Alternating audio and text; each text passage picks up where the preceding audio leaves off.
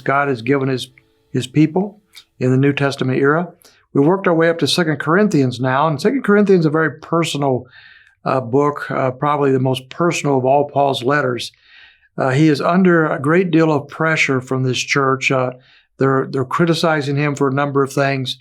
Apparently, some of the people thought he was a false apostle, or at least he didn't have the authority that he was claiming to have as an apostle. And so there was a lot of issues like that on him. And so we don't have as many commandments in the epistle of 2 Corinthians as we did in the first epistle, where he was dealing more directly with issues within the church. A lot of the commandments and so forth relates to his personal relationship with them, how they should treat him, and so forth.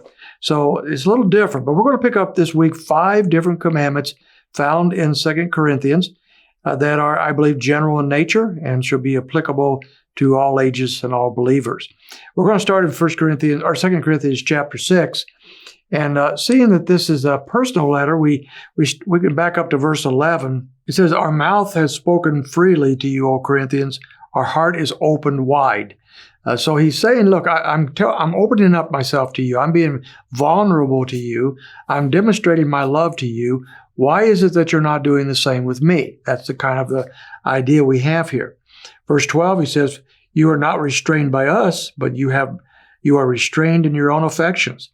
Now, in like exchange, I speak as to children, open wide to us also." So my heart is open to you. Why isn't your heart open to me? And so he is encouraging them to open up, to love and give love and receive love from him.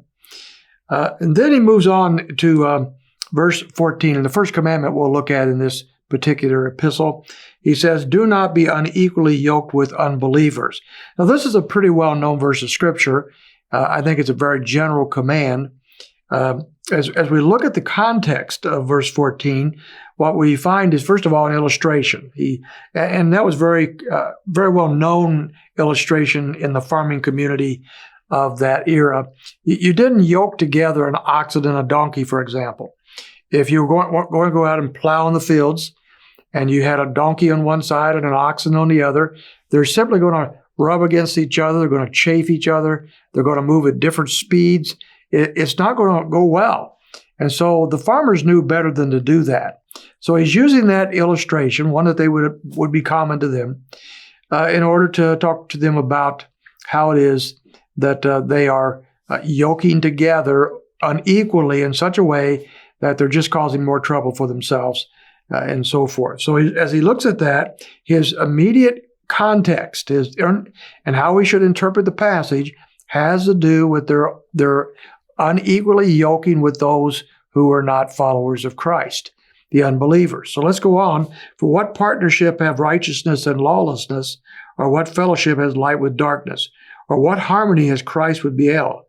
Or what has a believer in common with an unbeliever? Or what agreement has the sanctuary of God with temples, with idols, I mean? For we are a sanctuary of the living God, just as God said. I will," and then he goes on to quote the Old Testament, "I will dwell in them and walk among them, and I'll be their God, and they shall be my people." So he's talking in an immediate context of ecclesiastical issues. That is, and he's talked about that in 1 Corinthians and in 2 Corinthians, this issue that they did not recognize the dangers of infiltrating with and being involved with those who worshiped idols. They were found down at the temples of the different idols, buying meat there, but also eating there. It's kind of like the restaurants of the first century. And they were putting themselves in a compromising situation, both personally, where they could stumble into something wrong, and also more broadly, as others might be offended by what they're doing or even drug into personal sins because of what they were doing. And so he's telling them, look, don't be unequally yoked with these unbelievers and their worship. And he goes on then to talk about let's put it this way. Often this passage is used in a way of application. Application not just about ecclesiastical things, church things, but also about personal life. Now, I want to talk to you about that tomorrow as we pick up a second command from this same text. So you join us tomorrow as we look at another verse here in this passage.